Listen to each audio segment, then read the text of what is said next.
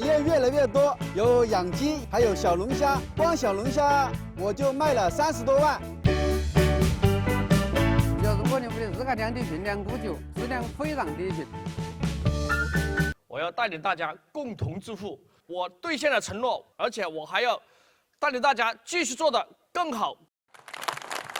可能很多人都会怀疑我到底行不行，但是我跟大家承诺了一句，就是说我有一颗积极向上的心，我可以通过不停的学习，把我们的家乡建设成一个美丽的家园。开田地挖虾沟，他和20多个养殖大户投入300多万元发展稻虾供养，但到了小龙虾上市时，田里却出现了成片的死虾。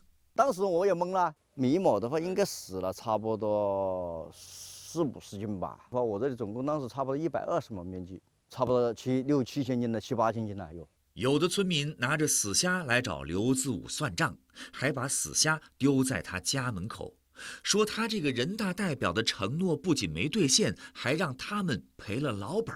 是不是有人投毒啊，或者是水质出了什么问题？一定要把这个问题彻查清楚，跟村民有一个交代。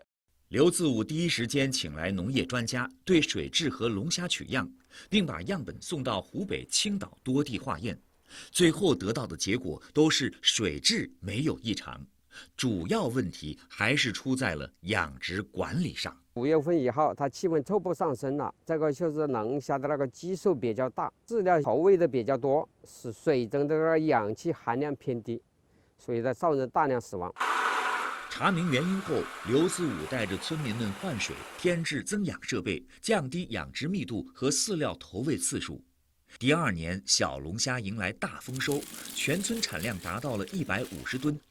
村民夏新建光靠卖龙虾1年就挣了30多万。他为我们主动解决问题了，责任心相当强，并且处处都为我们村里面的发展着想。各位虾农啊，今天呢把大家召集到这里。打赢了第1仗，刘自武打算建一个冷库，能储存上百吨小龙虾，打造10里8乡的小龙虾收储中心。但30多万元的建设费用让村民吵了起来。你找5、6千的人，我不同意了。500元我交几千块钱了，我也不想搞了。人民的代表来自人民，为了人民，服务人民，不能给老百姓增加负担。刘自武咬咬牙，冷库一定要建，但这钱不能让村民来出。撸起袖子，拿起铁锹，刘自武带头干了起来。不到1个月就把冷库建了起来。如今依托这个小专业储存冷库，养殖户的收购价格更有保障。一到产销旺季，这里就成为4季红镇的龙虾集散中心，一天可以流通25吨小龙虾。杨雀红村的小龙虾通过益阳自动化加工工厂，被送到全球食客的餐桌。